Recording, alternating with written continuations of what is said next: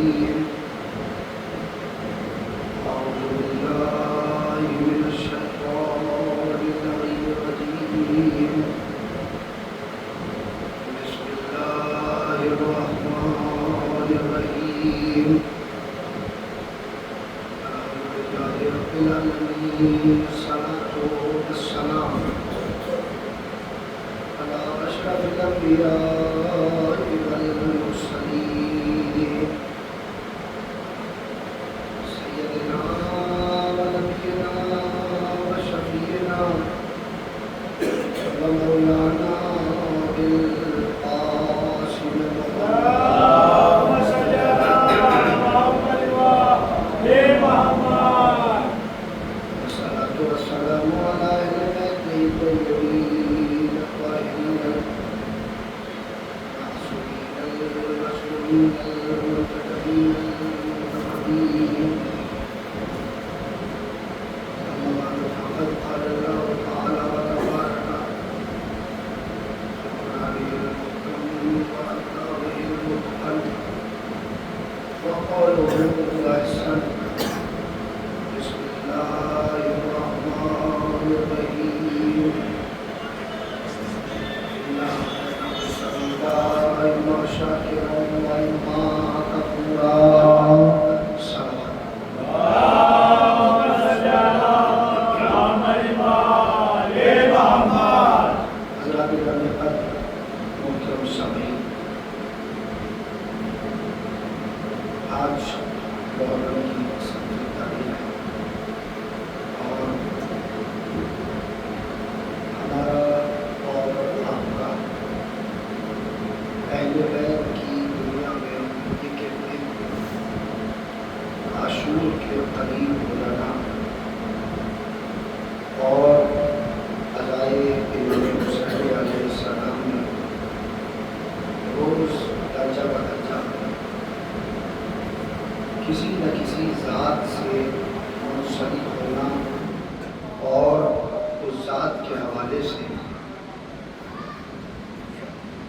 مستقل ذکر کرنا اس بات کی دلیل ہے کہ کہیں نہ کہیں ہماری زندگی میں اہل بیت سے جو وابستگی پائی جاتی ہے وہ عقیدتوں کی دنیا میں جب زمانہ محرم میں آتی ہے تو محرم کی 7 تاریخ حقیقت کی سجی ہوئی کائنات میں جناب قاسم کو یاد دلاتی ہے، چونکہ ایک ایک دن اگر ہم نے ایک ایک شہید سے منسوب کیا ہے تو پھر اس شہید کے حوالے سے یہ پتہ چلنا چاہیے کہ ہم اس کی بارگاہ میں کتنا خراج عقیدت پیش کر رہے ہیں۔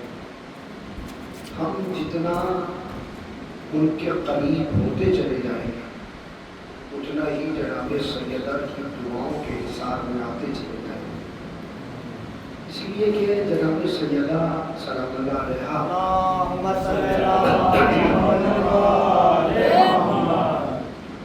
ان کے گھرانے کی ایک ایک فرد کا ذکر ہوتا ہے اور اولاد پیغمبر کا ذکر ہوتا ہے، تو لہٰذا جس عنوان کے تحت میں کوشش کر رہا ہوں کہ آپ حضرات کی خدمت میں چند معروضات پیش کیے جائیں، تو وہی آیت کہ جس پر میں چاہتا تھا کہ کل تھوڑی سی دیر رکنے کے بعد بحث کروں، اب چاہتا ہوں کہ اسی کے حوالے سے بات کروں جہاں کل میں نے بات کو دوسری طرف اس کا رخ موڑ دیا تھا اور پھر بہت سی وجوہات کی وجہ سے وہاں جانا پڑا، لہٰذا آج چاہتا ہی ہوں کہ اسی روش پہ گامزن رہتے ہوئے ایک بہترین، حسین، شاندار اور محکم اور مدلل ایک ایسا معروضہ آپ حضرات کی خدمت میں پیش کیا جائے کہ جس سے پیغام محرم اور پیغام عزاداری بھی پہنچ سکے۔ پروردگار عالم کہہ رہا ہے لقد کرمنا بنی آدم وحملناهم فی البر والبحر ورزقناهم من الطیبات۔ اللہ کہہ رہا ہے کہ ہم نے اولاد آدم کو عزتیں عطا کی ہیں، کرامتیں عطا کی ہیں، فضیلتیں عطا کی ہیں اور ان کرامتوں اور فضیلتوں کا ذکر کیا کہ ہم نے تمہیں زمین پہ بھی سواریاں مہیا کی ہیں اور پانی والی سواریاں مہیا کی ہیں، وَرَزَقْنَاهُم مِّنَ الطَّيِّبَاتِ، اور ہم ہی نے تمہیں طیب رزق عطا کیا۔ یعنی پروردگار عالم نے قرآن مقدس کی اس آیے کریمہ میں نوع بنی آدم کو خطاب کر کے بتا دیا کہ نہ ہماری مراد شیعوں سے ہے، نہ وہابیوں سے ہے، نہ دیوبندیوں سے ہے، نہ بریلویوں سے ہے، نہ ہندوؤں سے ہے، نہ عیسائیوں سے ہے، نہ یہودیوں سے ہے، نہ مجوسیوں سے ہے۔ ہماری مراد کسی سے نہیں ہے، بلکہ جو بھی آدم کی نسل میں پیدا ہونے والا آدمی ہے ہم تو اس سے بات کر رہے ہیں۔ کیا کہا اللہ نے؟ اللہ نے کہا کہ ہم نے تمہیں عزت عطا کی ہے۔ اب جو مجلس کا پہلا فقرہ اصل میں ہوتا یہ ہے کہ جب خطیب ممبر پہ ہوتا ہے اور جب کوئی پیغام وہ اپنی طرف سے مجمع تک پہنچانا چاہ رہا ہوتا ہے تو اس وقت مجمع نہیں ہوتا، اور جب مجمع ہوتا ہے تو پھر مجلس اس منزل پہ آ گئی ہوتی ہے کہ پھر اس وقت پیغامات کی بات نہیں ہو سکتی، اس وقت پھر جذبات کی بات ہوتی ہے۔ تو ایک سوال تو بڑے محمد والے میں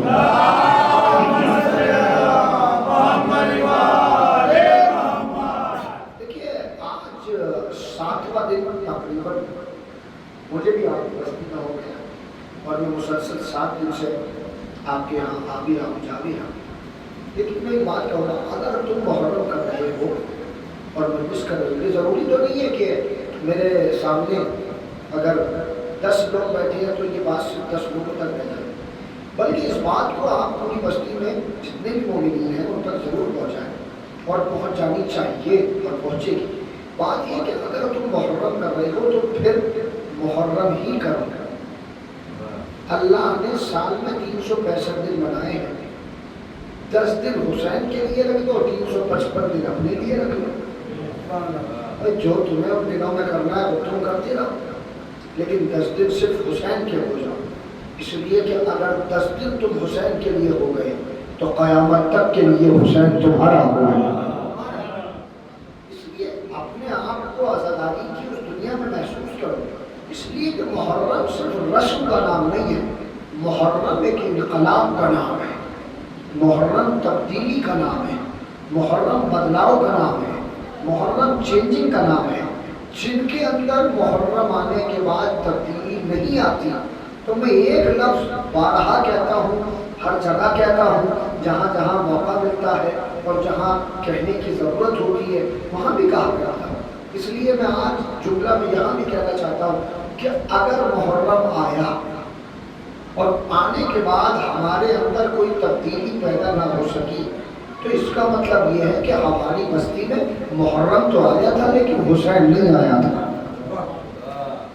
اگر امام حسین تمہارے دلوں میں ہے، حسین تمہاری فکر میں ہے، حسین تمہارے جذبات میں ہے، حسین تمہارے احساسات میں ہے، حسین تمہاری دنیا میں ہے، حسین تمہاری زندگی میں ہے، تو پھر یہ پتہ چل جانا چاہیے کہ حسین آیا ہے، اس لیے کہ جہاں حسین ہوتے ہیں وہاں قربانی کا جذبہ ہوتا ہے۔ اور اس کا مطلب یہ کہ اگر آپ عزاداری کر رہے ہیں، محرم کر رہے ہیں تو کیجئے، لیکن اس طرح سے کیجئے جو اس کی شان ہے، اس لیے کہ اگر آپ کا یہ عقیدہ ہے، آپ کے یہاں ماشاءاللہ سوزخانی کا رواج ہے اور سوزخانی کا جو طرز عمل ہے ماشاءاللہ بہترین، بہت شاندار، یہاں مسیح پڑھا جاتا ہے، سوز پڑھے جاتے ہیں، لیکن جب سوزخانی کی ابتدا ہوتی ہے تو ابتدا میں ذاکر ممبر پہ آتا ہے، تخت پہ آتا ہے، تو آنے کے بعد 4 مصرے پڑھتا ہے کہ فرش مجلس پہ فاطمہ زہرا لمحہ لمحہ شمار کرتی ہیں، اور مجلس میں اے عزادارو فاطمہ انتظار کرتی ہے۔ اگر تمہارا یہ عقیدہ ہے کہ فاطمہ انتظار کرتی ہیں تو مجھے تو تعجب ہوتا ہے اس شیعہ پر کہ جس کا یہ یقین ہے کہ سیدہ تو ہیں لیکن وہ مجلس سے باہر ہے۔ صاحب اگر مجلس مجلسیں کر ہی رہے ہو، محرم کر ہی رہے ہو، تو پھر ایسے کرو کہ جیسے محرم وہاں ہے۔ تو صاحب اللہ نے کیا کہا؟ اللہ نے کہا لقد کرمنا بنی آدم وحملناهم فی البر والبحر ورزقناهم من الطیبات۔ اللہ کہہ رہا ہے کہ ہم نے اولاد آدم کو عزتیں عطا کی ہیں، کرامتیں عطا کی ہیں، فضیلتیں عطا کی ہیں، اور ان کرامتوں اور فضیلتوں کا ذکر کیا ہے؟ اللہ کہہ رہا ہے کہ ہم نے تمہیں زمین پر بھی چلایا ہے اور پانی پر بھی چلایا ہے۔ یعنی اللہ نے عزتوں کا ذکر کر کے بتا دیا کہ یاد رکھنا عزتوں کا تعلق بندوں سے نہیں ہے، عزتوں کا تعلق تو اللہ سے ہے۔ اللہ جسے چاہتا ہے عزتیں دیتا ہے، اور اللہ ہی جسے چاہتا ہے ذلیل کر دیتا ہے۔ اب چونکہ اگر عزتوں کا تعلق اللہ سے ہے اور اللہ ہی کے اوپر آپ شاکر ہیں اور اس کا شکر ادا کر رہے ہیں، تو پھر یاد رکھیے گا نیت کو مخلص بنانا آپ کا کام ہے، عزتوں میں اضافہ کرنا یہ اللہ کا کام ہے۔ جتنا نیت مخلص ہوتی چلی جائے گی اتنا ہی اللہ عزتیں عطا کرتا چلا جائے گا۔ تو اللہ نے ان عزتوں کا ذکر کیا کیا؟ اللہ نے کہا کہ ہم نے تمہیں زمین پر بھی چلایا ہے اور پانی پر بھی چلایا ہے۔ اگر اب ایک کڑوا جملہ ہے لیکن حقیقت ہے، تو منبر پہ ہوں اس لیے حق کا ہوا، اور حق کڑوا ہی ہوتا ہے، اس لیے کہ معصوم نے فرمایا الحق مر، حق کڑوا ہوتا ہے۔ تو صاحب اللہ نے کیا کہا؟ میں قرآن مجید کی آیات کے سائے میں بات کرنے کا عادی ہوں، میری کوشش رہتی ہے جتنی دیر بات ہو قرآن مجید کی آیات کے سائے میں رہ کے بات ہو۔ اللہ نے کیا کہا کہ ہم نے تمہیں زمین پہ بھی سواریاں دی ہیں اور پانی پر بھی سواریاں دی ہیں، ہم نے تمہیں زمین پر بھی چلایا ہے اور پانی پر بھی چلایا ہے۔ تو اس کا مطلب یہ ہے کہ اگر کوئی مہنگی مہنگی گاڑیوں میں بیٹھ کر، چمچماتی ہوئی گاڑیوں میں بیٹھ کر چل رہا ہے، تو وہ یہ نہ سوچے کہ یہ اس کی دولت کا کمال ہے، یہ اس کی دولت کا کمال نہیں ہے، یہ تو اللہ کی رحمت کا کمال ہے۔ اور یہ بھی غرور نہ کرے کہ ہم چل رہے ہیں، یہ ہم چل رہے ہیں، یہ ہماری دولت کا کمال ہے۔ اپنا وائٹ کالر کھڑا کرنے کے بعد آدمی مغرور ہونے کے بعد کہتا ہے صاحب یہ تو میری دولت کا کمال ہے۔ کسی کی دولت کا کمال نہیں ہے۔ جب تک خدا چاہ رہا ہے تم چل رہے ہو، جہاں چاہے گا وہاں روک دے گا۔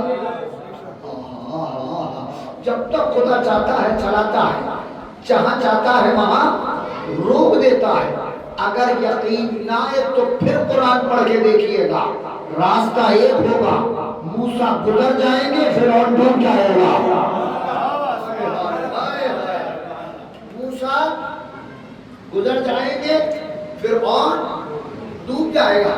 تو اس سے ثابت یہ ہوتا ہے حضور والا کہ یہ ہم نہیں چل رہے ہیں، یہ اللہ چلا رہا ہے۔ جب تک خدا چاہتا ہے چلاتا ہے، جہاں چاہتا ہے وہاں روک دیتا ہے۔ جملہ چونکہ حقیقت ہے اور کہنا بھی ضروری ہے، اس لیے کہ اگر نہ کہا تو پھر حق منبر ادا نہیں ہوگا۔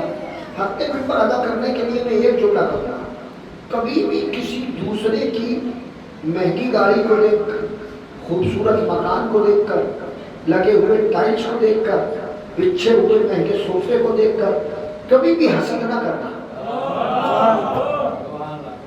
کبھی بھی حسد نہ کرنا، جلنا مت۔ کیوں؟ اس لیے کہ اس کو بھی اللہ نے دیا ہے، تم بھی اللہ سے مانگو تمہیں بھی اللہ دے گا۔ لیکن یاد رکھنا جلنا نہیں، لیکن اگر تمہیں یہ پتا ہے کہ اس کے خون پسینے کی کمائی سے کمائی ہوئی چیز ہے تو اس کو احترام کی نگاہوں سے دیکھنا۔ لیکن اگر اس کی کمائی 2 نمبر کے پیسے کی ہے اور وہ گاڑی میں بیٹھ کے چل رہا ہے اور جانسٹ والے موڑ پہ تمہاری محنت کی کمائی سے خریدی ہوئی سائیکل کی اگر اس سے ٹکر ہو جائے تو اپنی نگاہوں کو شرمندہ ہو کے نیچا مت کرنا، بلکہ اس کی آنکھوں میں آنکھیں ڈال کے کہنا سن میں نے حلال کا کمایا ہے اور ایسا کمایا ہے جیسا اہل بیت چاہتے ہیں۔ سنو تم اپنی زندگی کو اہل بیت کے مطابق گزارو، اللہ تمہاری عزتوں میں اضافہ کرتا چلا جائے۔ تو صاحب کیا مطلب ہے؟ مطلب یہ ہے حضور والا کہ کبھی بھی اس بات کو سوچ کے پریشان نہ ہونا کہ اس پہ کیا ہے اور مجھ پہ کیا ہے، اس لیے کہ اللہ کی تقسیم ہے، اللہ جسے چاہتا ہے اس کو عطا کرتا ہے، اللہ جسے چاہتا ہے اس کو عطا کرتا ہے۔ تو صاحب یہ بات تو ہو گئی، اب آگے کیا کہیں گے آپ؟ جو آیت کہے گی وہی میں کہوں گا۔ آیت نے کیا کہا؟ آیت نے کہا وَحَمَلْنَاهُمْ فِي الْبَرِّ وَالْبَحْرِ وَرَزَقْنَاهُمْ مِنَ الطَّيِّبَاتِ، اور ہم ہی نے تمہیں طیب رزق عطا کیا ہے، پاکیزہ رزق عطا کیا ہے۔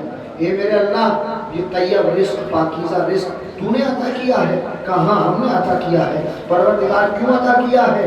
کہ اس لیے کہ ہم بتانا چاہتے ہیں کہ ہم جو رزق عطا کرتے ہیں وہ پاکیزہ ہی ہوتا ہے، اسے اپنی نیت سے تم نجس کر لیتے ہو۔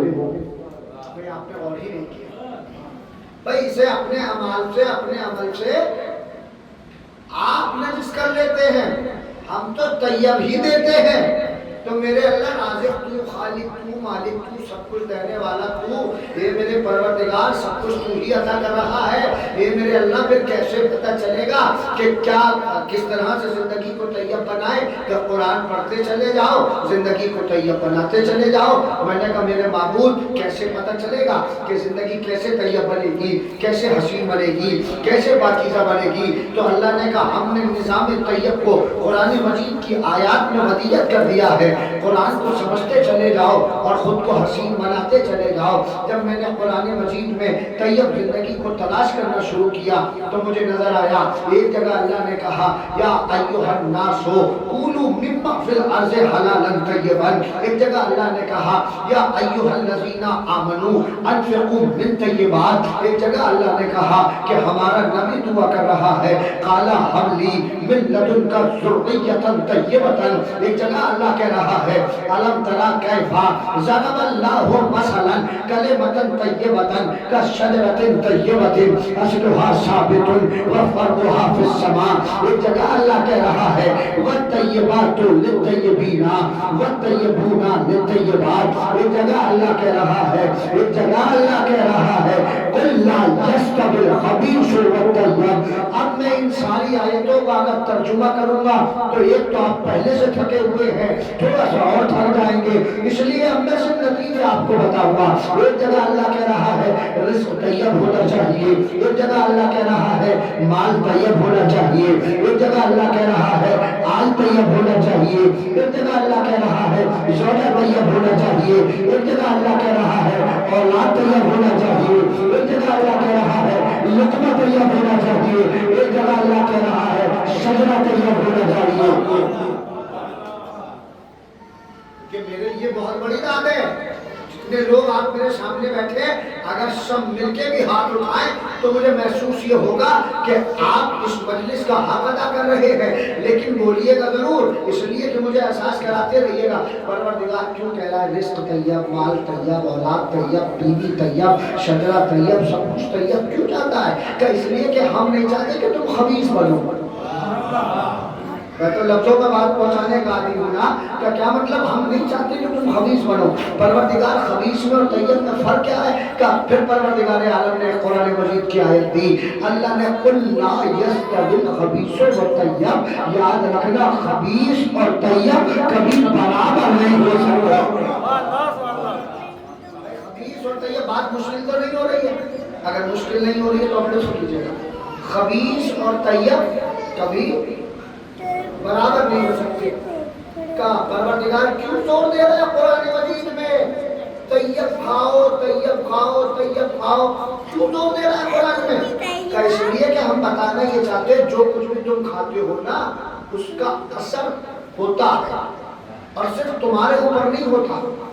اب میں وہ بات کر رہا ہوں جو سب کی سمجھ میں آئے گی، جو کچھ بھی تم کھاتے ہو غذا کا اثر ہوتا ہے اور وہ اثر نسلوں تک جاتا ہے۔ جیسا کھاؤ گے ایسے اثر ہوگا، اور جو کچھ کھاؤ گے اس کا اثر نسلوں تک جائے گا۔ کیا مطلب؟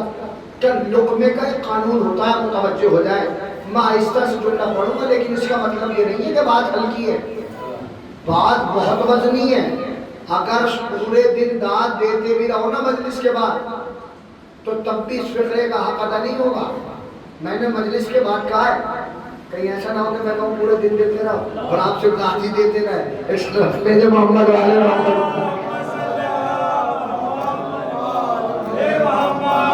سنیے گا، لقمے کا اثر ہوتا ہے، لقمے کا ایک قانون ہوتا ہے۔ جو لوگ خدا کو نہیں مانتے وہ بھی اس بات کو مانتے ہیں کہ جیسی غذا ہوگی ایسا اثر ہوگا۔ جو ناستک ہوتے ہیں، دہری ہوتے ہیں، کمیونسٹ ہوتے ہیں، وہ بھی یہ دیکھ کے کھاتے ہیں کہ ہم کیا کھا رہے ہیں۔ وہ خدا کو نہیں مانتے لیکن اس بات کو مانتے ہیں کہ جیسا کھائیں گے ایسا اثر ہوگا۔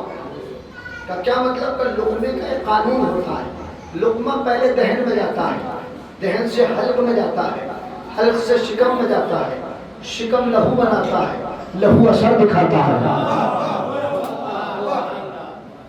شکم لہو بناتا ہے، لہو اثر دکھاتا ہے، اور یہ اثر صرف اس آدمی تک محدود نہیں رہتا بلکہ یہ نسلوں میں جاتا ہے۔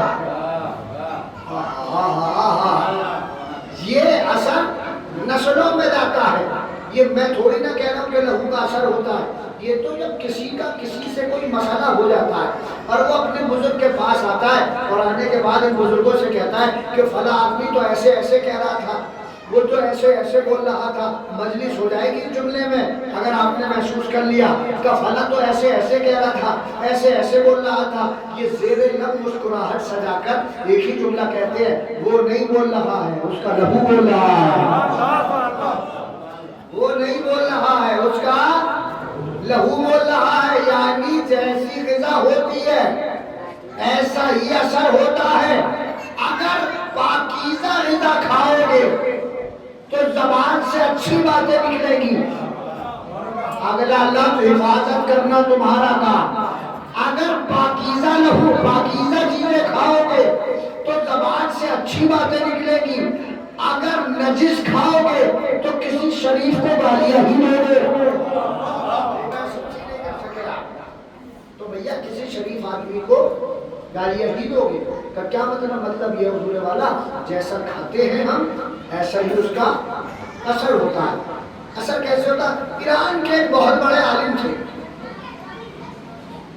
ایک دن ان کی دعوت اس دور کے کسی بادشاہ نے کر دی، مثال کے طور پہ کسی ایم ایل اے نے کر دی، ایم پی نے کر دی، کسی نیتا نے کر دی۔ وہ اپنا لباس پہن کے اس کے دسترخوان پہ پہنچے ہی تھے، بیٹھے، اس نے کہا سرکار بسم اللہ۔ جیسے ہی سرکار نے لقمہ اٹھایا، لقمہ اٹھانا تھا کہ فوراً اس نے جملہ کہا، سرکار آپ اتنے بڑے عالم دین ہیں لیکن سارے شہر میں آپ کے بیٹے کے چرچے ہیں۔ کا کیا مطلب؟ کا نہ نماز پڑھتا ہے نہ روزہ رکھتا ہے، سارے کے ساری بری عادتیں اس کے اندر پائی جاتی ہیں، جھوٹا ہو، مکار ہو، عیار ہو، ساری کی ساری برائیاں اس کے اندر پائی جاتی ہیں، جبکہ ایک عالم دین ہے۔ اور مجھے دیکھیے میں ہوں پولیٹیشن، میں ہوں نیتا آدمی، لیکن میرے بیٹے کو دیکھیے نمازی، پرہیزگار، متقی، سارے امور انجام دیتا ہے۔ جانتے ہیں عالم تو پھر عالم ہوتا ہے، عالم دین نے خدا کی قسم مجلس ہو جائے گی اگر محسوس کر لیا۔ میں مکمل مجلس کا نتیجہ اس فقرے میں دے رہا ہوں۔ عالم دین نے لقمہ دسترخوان پہ رکھا اور رکھنے کے بعد ایک جملہ کہا، سن، اب ممبر کا احترام میرے ملحوظ نظر ہے اس لیے میں یہ عرض کر رہا ہوں، لقمہ دسترخوان پہ رکھا اور رکھنے کے بعد ایک جملہ کہا، سن، جس دن اللہ نے میرے یہاں میرے بیٹے کی ولادت کو خلق کرنے کے لیے نظام بنایا تھا، اس دن میری دعوت تو جیسے کے گھر تھی۔ ہائے ہائے ہائے، جس دن میرے یہاں میرے بیٹے کی ولادت کے آثار اللہ نے بنائے تھے، اس دن میری دعوت تو جیسے کے گھر تھی، اور جس دن تیرے یہاں تیرے بیٹے کی ولادت کے آثار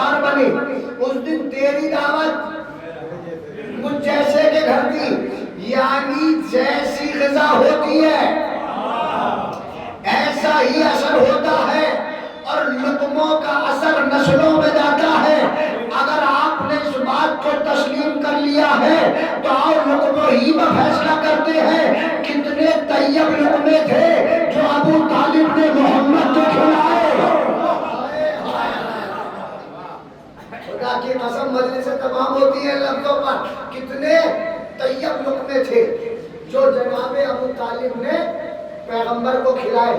پیغمبر کے لقموں کا اثر نسلوں میں جاتا ہے. پیغمبر کے یہاں ایک بیٹی پیدا ہوئی, مرکز طہارت, شہزادی عصمت, خاتون جنت. کتنے طیب لقمے تھے, کتنے طیب لقمے تھے جو ابو طالب نے علی کو کھلائے. علی اور فاطمہ کے یہاں 2 بیٹے پیدا ہوئے, دونوں جوانان جنت کے سردار. یہ جو سرداری کا معاملہ ہے نا, یہ جو سرداری ہے, یہ ابو طالب کے کھلائے ہوئے طیب لقموں کا کمال ہے.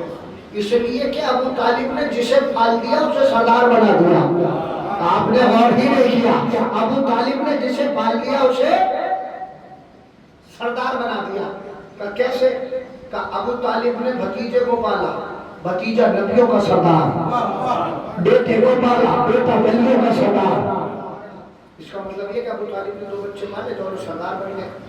اللہ کو ابو طالب کی ادا اتنی پسند آئی, اللہ نے کہا 2 کو سردار بنانا تیرا کام تھا, لیکن اب ساری دنیا کی سرداری ابو طالب تیرے آنگن میں رکھ دوں گا. کہ کیا مطلب؟ کہ تیرا بھتیجا نبیوں کا سردار, بیٹا ولیوں کا سردار, بہو آئے گی عورتوں کی سردار, پوتے ہوں گے جوانان جنت کے سردار. یہ میرے اللہ, یہ ساری کی ساری سرداری ابو طالب کے آنگن ہی میں کیوں رکھ رہا ہے؟ ساری سرداری ایک ہی گھر میں کیوں اتار رہا ہے؟ کہ اس لیے تاکہ دنیا میں حفاظت کرنا جملے کی. کہ ساری کی ساری سرداری ابو طالب کے آنگن ہی میں کیوں رکھ رہا ہے؟ کہ اس لیے کہ تاکہ دنیا میں پتہ چل جائے سرداروں کا گھرانہ اور ہوتا ہے, غلاموں کے خاندان اور ہوتے ہیں.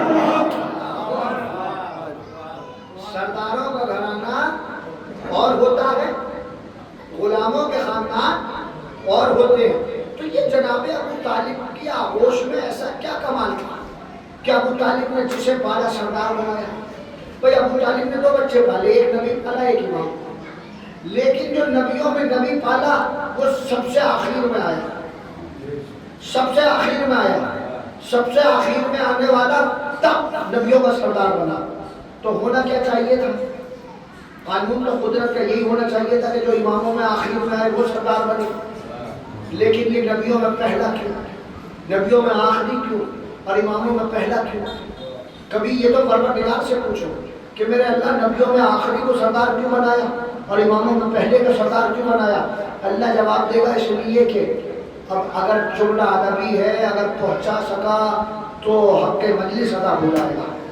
اللہ آواز دے گا اس لیے کہ ہم نہیں چاہتے کہ ابو طالب کی آغوش تربیت کا وزن ٹوٹ جائے.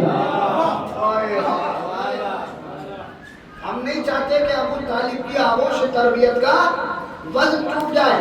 ہم قانون یہ بنا رہے ہیں کہ ابو طالب جسے پالے گا سردار بنا دے گا. ابو طالب جسے پالے گا اسے سردار بنا دے گا. تو صاحب غذا کا اثر کیا ہوتا ہے, غذا کے اثرات کیا ہوتے ہیں, میں بتا رہا ہوں.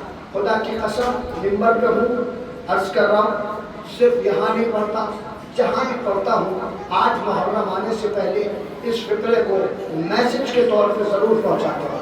یاد رکھو, سب کچھ کھا لینا لیکن کوشش کرنا کہ اپنے بھائی کا حق نہ کھاؤ. یہ ہے میرے بدلے ہوئے حال. میں یہاں کے لیے اسپیشلی نہیں پڑھتا, بلکہ جہاں بھی جاتا ہوں وہاں اس فقرے کو 8 محرم سے پہلے پڑھتا ہوں, اس لیے کہ اس فقرے کی جو انتہا ہے وہ 8 محرم سے تعلق رکھتی ہے. کہ کیا مطلب؟ کہ سنو, سب کچھ کھا لینا. میں نے تو اپنی زندگی میں دیکھا ہے کہ بہت سے لوگ اتنے متقی ہونے کا دکھاوا کرتے ہیں, جب بھی دسترخوان پر بیٹھتے ہیں دیکھ کے کہتے ارے یہ فلاں کے یہاں سے تو نہیں آئے, یہ ان کے یہاں سے تو نہیں لائے ہو. کہا کیوں؟ ارے ہم کافر کا نہیں کھاتے. میری سمجھ میں نہیں آتا, جو دسترخوان پہ یہ دیکھ کے کھاتا ہے کہ یہ کہاں سے آیا ہے, بنانے والا کون ہے, لانے والا کون ہے, میری سمجھ میں نہیں آتا. سب کچھ جاننے اور پہچاننے کے باوجود بھی اپنے ہی گھر میں بھائی کا حق کھا جاتا ہے اور دکار تک نہیں لیتا. بھائی کا حق کھا جاتا ہے اور دکار تک نہیں لیتا. کا کیا مطلب؟ میں نے کہا ان کا علاج میں بتا رہا ہوں. جتنے مومنین مجلس میں شریک ہیں میں آپ کی ذمہ داری بڑھا رہا ہوں. اگر آپ کے بازوؤں پہ جناب عباس کا قرض ہے تو اس فقرے کو رائے گا نہ جانے دینا. اگر آپ کی نگاہ میں کوئی ایسا شخص ہے اور وہ 8 محرم کو عباس کا علم اٹھاتا ہے تو اس کے ہاتھ سے علم چھین لینا اور ایک جملہ کہنا یاد رکھ یہ وفادار کا علم ہے، غدار کا علم ہے. یاد رکھ یہ وفادار کا علم ہے، غدار کا علم نہیں ہے. تو کیا کہا اللہ نے؟ اللہ نے بتایا کہ جیسی ایسا ہی اثر ہوتا ہے. کسی بھی آدمی کی دولت کو دیکھ کر اس کی طرف متوجہ نہ ہو جانا. کیوں صاحب؟ اس لیے کہ بستی میں امیر کون ہے اور غریب کون ہے یہ اس کی لائف اسٹائل کا اسٹیٹس شو نہیں کرے گا کہ کون امیر ہے کون غریب. چلوڑی والوں میں تمہیں ایسا نسخہ دے کے جا رہا ہوں کہ قیامت تک کے لیے اپنی نسلوں کو بتاتے رہنا، وہ پہچانتے چلے جائیں گے کہ امیر کون ہے غریب کون ہے. کب کسی کی مہنگی کار نہیں بتائے گی امیر کون ہے، کسی کے دروازے پہ لگے ہوئے ٹائلس نہیں بتائیں گے امیر کون ہے، کسی کے گھر میں بچھا ہوا ماربل نہیں بتائے گا امیر کون ہے، کسی کے ہاتھ میں ایپل نہیں بتائے گا کہ کون امیر ہے، کسی کے گھر میں رکھا ہوا صوفہ نہیں بتائے گا امیر کون ہے. کا صاحب پتہ کیسے چلے گا کہ بستی میں امیر کون ہے غریب کون ہے؟ آئیے ایک جملہ اور بتاؤں.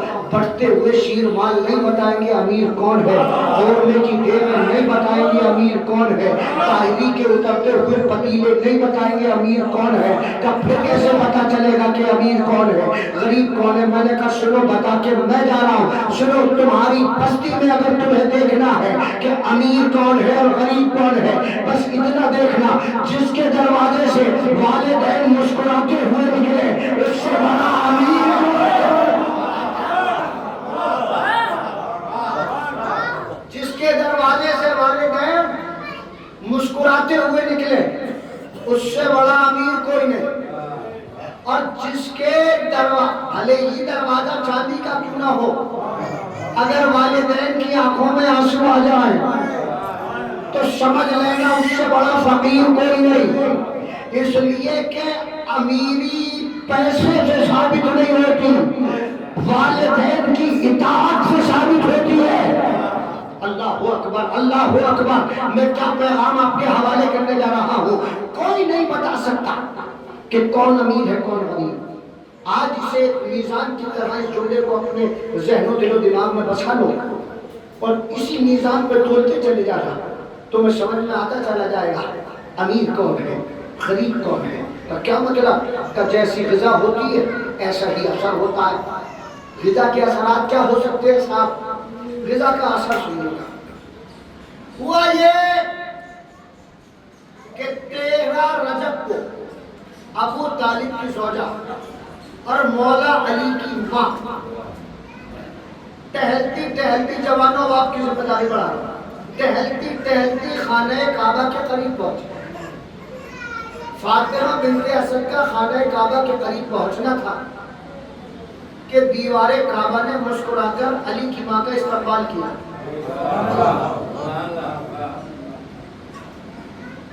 یہ کچھ سچویشن ہوتی ہے صاحب، نہ ایسے داد دے رہے ہو نہ ایسے دے رہے ہو. اپنے فضائل سنا رہا ہوں اب تو بولو. اچھا میں کیا سنوں، لیکن میرا مزاج ایسا ہے کہ میں بالکل جو دل میں ہوتی ہے وہی زبان پر بات ہوتی ہے میں کیا دیتا ہوں. آپ ناراض نہ ہوئیے گا. ہوا کیسا؟ ہوا یہ کہ مولا علی کی ماں جب 13 رجب کو خانہ کعبہ کے قریب پہنچنے کے بعد دیوار کعبہ نے مسکرا کے علی کی ماں کا استقبال کیا. بی بی خانہ کعبہ کی دیوار میں در بننے کے بعد کعبے میں داخل ہو گئی. سارا عرب حیران ہو گیا. ارے یہ کیسے ہو سکتا ہے، یہ کیسے ہو سکتا ہے کہ خانہ کعبہ کی دیوار پھٹ گئی، خانہ کعبہ کی دیوار شق ہو گئی، خانہ کعبہ کی دیوار میں در بن گیا. بہت سے لوگوں کو یہاں اختلاف ہے. کچھ لوگوں نے لکھا کہ دیوار کعبہ ہٹی اور کچھ لوگوں نے لکھا دیوار کعبہ پھٹی. مجھے اس بات سے کوئی سروکار نہیں کہ دیوار کعبہ ہٹی یا پھٹی. اگر تم مجلس کو مجلس بنانا چاہتے ہو تو اس لفظ میں بنا لینا. سنو, میں نے کہا میں دونوں ہی باتوں کو مانتا ہوں کہ کعبے کی دیوار ہٹی بھی اور کعبے کی دیوار پھٹی بھی. بس فرق اتنا ہے, علی سمجھ کے ہٹ گئی, حیدر سمجھ کے پھٹ گئی.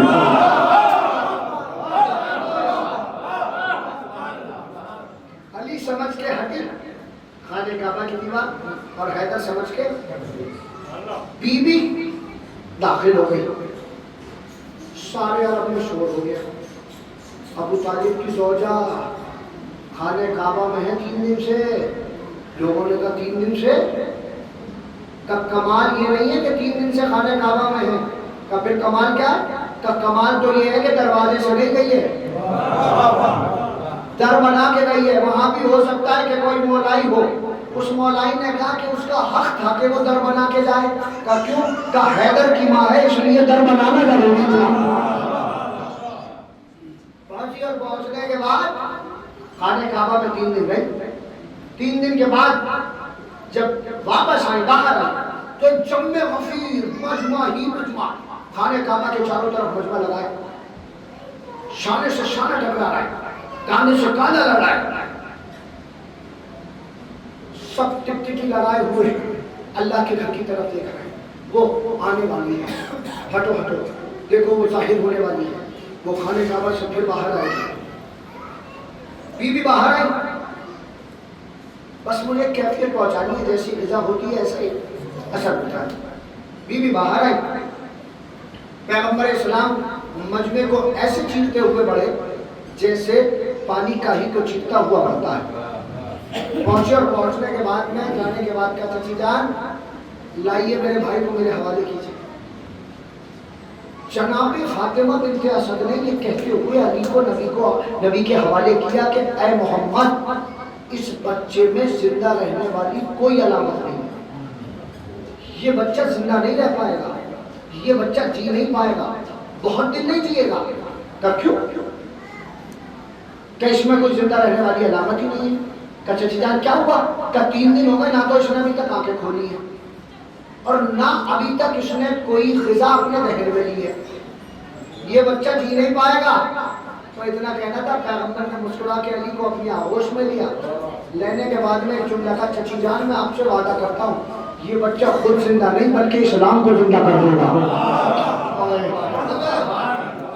یہ بچہ خود زندہ نہیں, میں ممنون و مشکور آپ کا کہ آپ متوجہ ہو کے سننا ہے. خدا کی قسم یہ بچہ خود زندہ نہیں بلکہ یہ اسلام کو زندہ کر دے گا, امت کو زندہ کر دے گا. کہ ہوا کیا؟ کہ 3 دن ہو گئے اس نے آنکھیں نہیں کھولی. تاریخ بتاتی ہے کہ جیسے ہی نبی کے ہاتھوں پہ آئے علی, فوراً علی نے آنکھوں کو کھول دیا. چونکہ آپ نے مجلس سے تو مسلسل کرتے ہی ہیں, تو ایک سوال میں کر لوں آپ سے, اگر آپ مجلسی لوگ ہیں. میرا سوال یہ ہے کہ جیسے ہی نبی کے ہاتھوں پہ آئے علی, فوراً آنکھوں کو کھول دیا. تو میرا سوال یہ ہے کہ علی نے نبی کو پہچان کر آنکھ کھولی یا آنکھ کھول کر پہچانا؟ جی آنکھ کھول کر شرمائیے نہیں, آنکھ کھول کر پہچانا یا پہچان کر آنکھ کھولی؟ پہچان کر سلامت رہے, پہچان کر آنکھ کھولی. بولو اس لیے کہ مولا کائنات فرماتے ہیں بولو تاکہ پہچانے جاؤ. اس لیے کہ جو زبان ہے نا یہ آدمی کی دکان کی چابی ہے. جب یہ چلتی ہے اور انسان کی ذہن کا تالا کھلتا ہے پھر پتہ چلتا ہے کہ دکان کوئلے کی ہے یا ہیرے کی.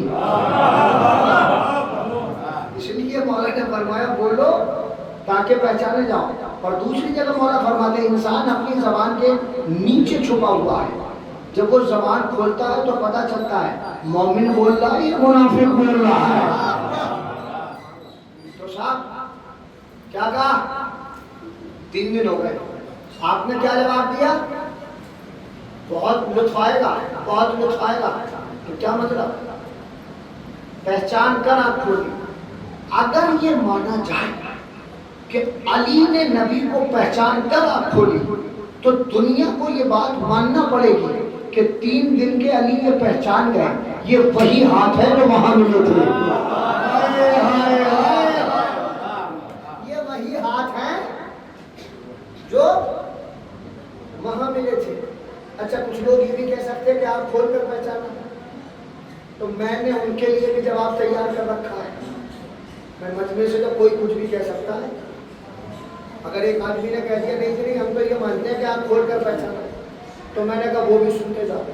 اگر یہ مانا جائے کہ علی نے آنکھ کھول کر پہچانا تو دنیا کو یہ بات ماننا پڑے گی کہ 3 دن کے علی کو یہ شعور کامل ہے کہ علی پہچانتے ہیں کہ کائنات کا سچا رسول کون ہے. نبی پہچانتے ہیں کہ کائنات کا سچا رسول کون ہے. اب ہم شیعہ کیا کریں, دنیا کو کیسے علی کے مقابلے پر رکھیں؟ ارے کچھ وہ ہیں جو بوڑھے ہو کے 40 سال میں نہ پہچان سکے, علی 3 دن میں پہچان گئے. علی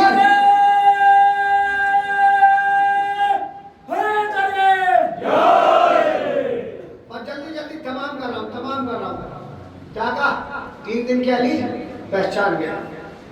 کیا فرمایا تھا جناب مولا کائنات کی والدہ نے کہ 3 دن ہو گئے نہ تو آنکھیں کھولی ہیں اور نہ کوئی غذا ابھی تک اپنے دہن میں لی ہے. پیغمبر اسلام نے اپنے دہن مبارک سے اپنی لسان مبارک کو نکالا اور علی کے دہن پر رکھا. پیغمبر کا لعاب دہن علی کے دہن میں منتقل ہوا. آپ بھول گئے شاید جیسی غذا ہوتی ہے ایسا ہی اثر جیسی غذا ہوتی ہے ایسا ہی اثر ہوتا ہے. جیسے ہی پیغمبر کا لعاب علی کی زندگی کی پہلی غذا بنا اور علی کے دہن سے ہوتے ہوئے شکم میں پہنچا, شکم نے لہو بنایا, لہو نے اثر دکھایا, فوراً علی نے کہا یا رسول اللہ توریت سناؤ, زبور سناؤ, انجیل سناؤ. یا رسول اللہ توریت سناؤ, زبور سناؤ, انجیل سناؤ یا قرآن سناؤ. کام کی باتیں ہمیشہ آہستہ ہوتی ہیں, اس لیے کام کی بات آہستہ سے کہہ دوں. رسالت بھی جوش محبت علی میں تھی. رسالت بھی جوش محبت علی میں تھی. فوراً کہا یا علی سنت دیجیے. پیغمبر کو علی نے 4 صحیفوں کی تلاوت کر کے سنا دیا. اچھا جو لوگ اسکول گئے ہیں وہ جانتے ہیں جب بھی کسی سبجیکٹ کا کوئی امتحان ہوتا ہے تو اس کا رزلٹ ہاتھوں ہاتھ آتا ہے کبھی. جو اس ڈپارٹمنٹ کا ہیڈ ہوتا ہے وہ آپ کی کاپی کو چیک کرتا ہے, اس کے بعد میں کچھ دن لیتا ہے کس نے ٹھیک کیا کس نے غلط کیا. لیکن جو جتنا بڑا ایکسپرٹ ہوتا ہے وہ اتنی ہی جلدی رزلٹ آؤٹ کرتا ہے. پیغمبر نے رزلٹ بھی علی کو ہاتھوں ہاتھ دے دیا. فوراً پیغمبر نے کہا یا علی توریت صاحب توریت سے بہتر, انجیل صاحب انجیل سے بہتر, زبور صاحب زبور سے بہتر, قرآن مجھ جیسا پڑھا. آپ نے غور ہی نہیں کیا, قرآن مجھ جیسا پڑھا. یعنی علی کے آنے کے بعد نبی نے پہلے ہی دن یہ اعلان کر دیا تھا کہ صرف علی کو حق ہے کہ علی کہہ سکتا ہے کہ نبی مجھ جیسا. کوئی بدتمیز ملا نہیں کہہ سکتا نبی مجھ جیسا. کوئی ملا نہیں کہہ سکتا کہ مجھ جیسا, علی کہہ سکتا ہے مجھ جیسا. ستم یہ ہے رسول پر جسے حق تھا اس نے کبھی نہیں کہا کہ میں نبی مجھ جیسا. لیکن جو نبی کی نالین پر لپٹی ہوئی گرد کے ذروں کا مقابلہ نہ کر سکے وہ کہہ رہے تھے کہ نبی ہم جیسا. تو صاحب جیسی غذا ہوتی ہے ایسا ہی اثر ہوتا ہے. اب میں مجلس کو تمام کرنے جا رہا ہوں. جس کے دہن میں ایک مرتبہ زبان رکھی اس علی سے کہا کہ علی کچھ سناؤ, لیکن تاریخ بتاتی ہے ایک مرتبہ نہیں. حسین کے ذہن میں پورے 2 سال تک پورے 2 سال تک نبی اپنی زبان حسین کے رہنے میں رکھتے رہے. جتنا عرصہ ماں اپنے بچے کو دودھ پلاتی ہے اتنا ہی عرصہ حسین کو غذا پہنچائی ہے نبی نے اپنی زبان کے ذریعے.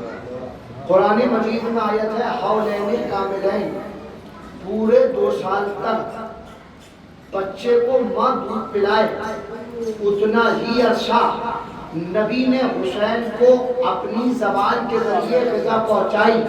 میری سمجھ میں نہیں آیا، مجلس تمام ہونے جا رہی ہے، آپ متوجہ ہو جائیں. جس کے دہن میں 1 مرتبہ زبان رکھی اس سے تو کہہ دیا کہ علی کچھ سناؤ، لیکن جس کے دہن میں 2 سال زبان رکھی اس سے کبھی نہیں کہا کہ حسین کچھ سناؤ. اس لیے کہ نبی جانتے تھے کہ جس کے دہن میں 1 مرتبہ زبان رکھی ہے وہ آغوش میں قرآن پڑھے گا، جس کے دہن میں 2 سال رکھی ہے وہ 9 کے نیزہ سے قرآن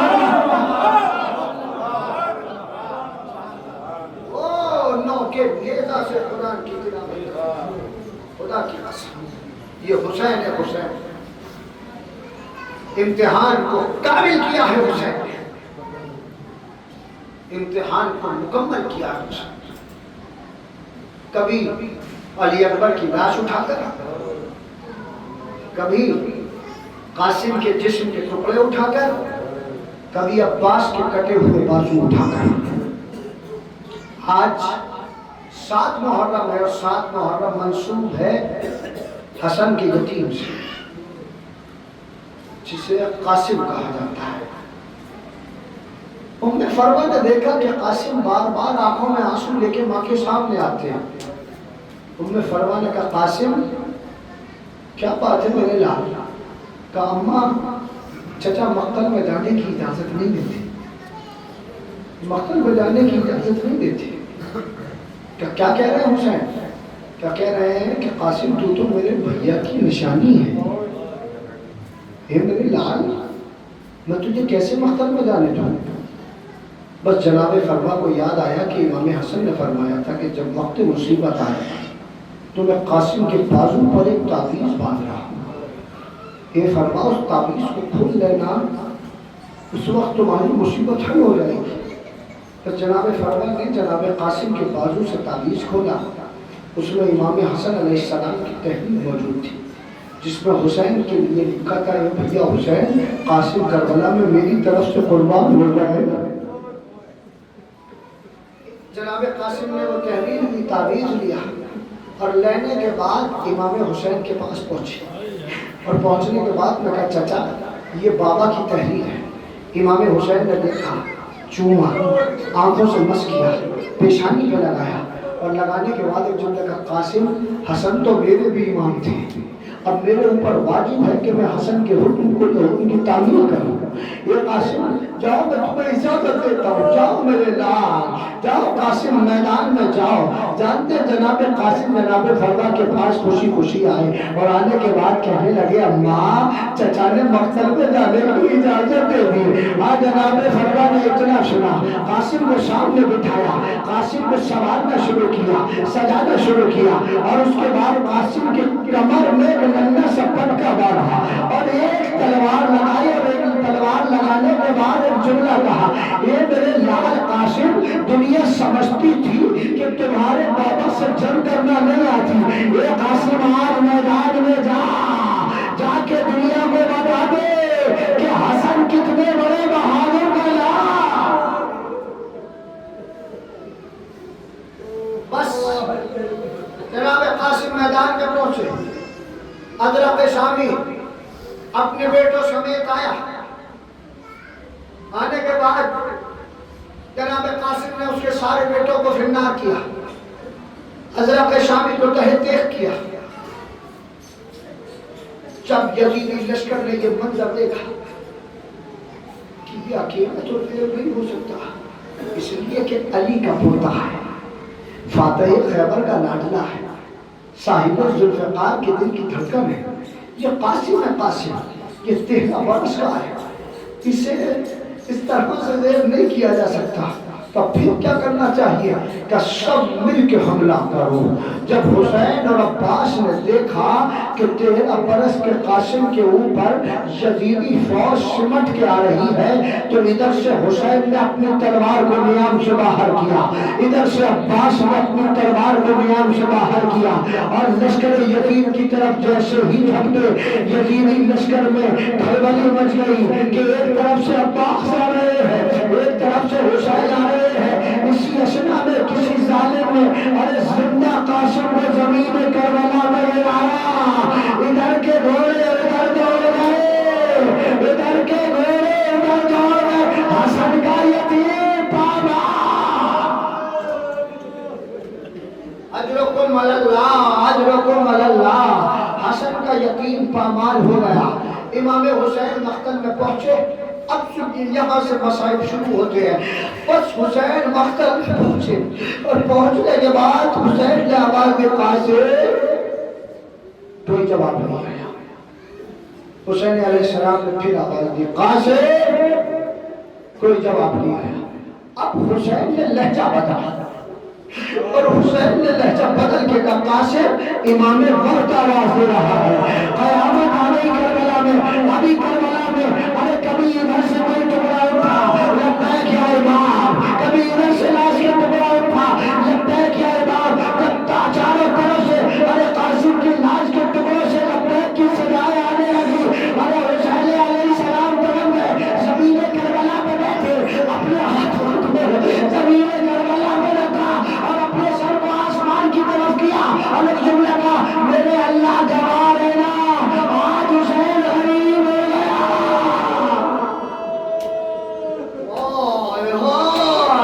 آج حسین غریب ہو گیا.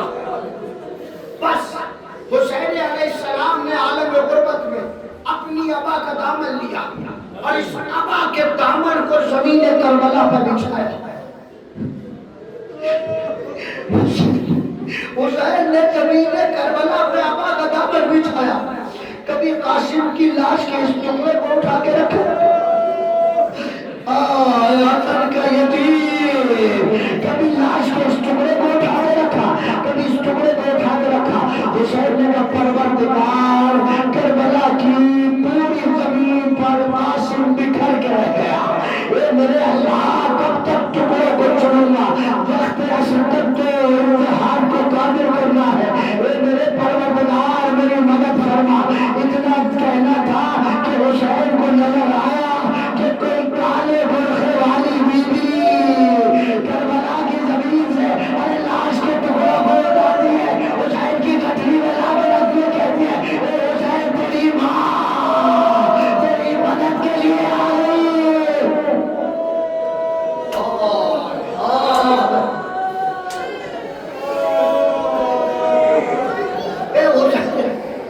تیری ماں مدد کے لیے آئی ہے. میں قاسم کی لاش کے ٹکڑے کو جمع کر رہا ہوں. بس قاسم کی لاش کے ٹکڑے جمع ہوئے. حسین نے ابا کے دامن کو گٹھڑی بنایا, میری طرف دیکھنا, ابا کے دامن کو گٹھڑی بنایا, قاسم کی لاش کے ٹکڑے لیے حسین نے اپنے سینے سے لگایا. حسین نے سینے سے لگایا. جانتے ہیں اگر روتے روتے مر جاؤ تو حق ادا نہیں ہوگا. کربلا میں صرف 2 میتیں ایسی ہیں کہ جسے حسین نے سینے سے لگایا ہے. ایک تو علی اکبر کی, ایک تو علی اکبر کی لاش کو سینے میں لگایا, دوسرا قاسم کی لاش کی گٹھلی میں سینے سے لگایا اور لگانے کے بعد حسین غریبوں کی طرح اور خیمے کی طرف چلے.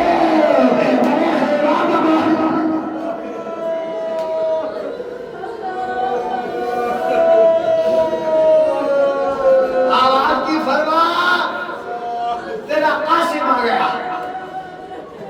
جناب فرمائی آنے کے بعد در خیمہ سے پردہ ہٹایا. کبھی حسین کے دائیں جانب دیکھا, کبھی بائیں جانب دیکھا, دائیں جانب دیکھا, بائیں جانب دیکھا.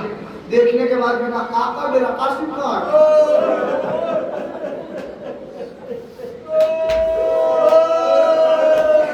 آقا آقا میرا قاسم کہاں ہے. حسین جواب دے تو کیا دے, بس حسین نے لگی ہوئی سینے سے کے حوالے کی. سنو اگر سمجھ گئے تو اگر رات کے وقت بستر پہ جاؤ گے جب جب یاد آئے گا آنکھوں میں آنسو آ جائیں گے. جب بھی حسین نے فروا کے حوالے کی ایک جملہ کا بھابی فروا قاسم کی لاش اس گٹھری میں ہے. یتیم کی لاش کے ٹکڑے. فروا نے گٹھری لی اور لینے کے بعد حسین کی طرف دیکھا اور دیکھ کے جو لگا آقا جب میرا قاسم مقتل میں گیا تھا مولا میں مانتی ہوں کہ میرا قاسم چھوٹا تھا لیکن مولا اتنا چھوٹا نہیں تھا کہ سمٹ کے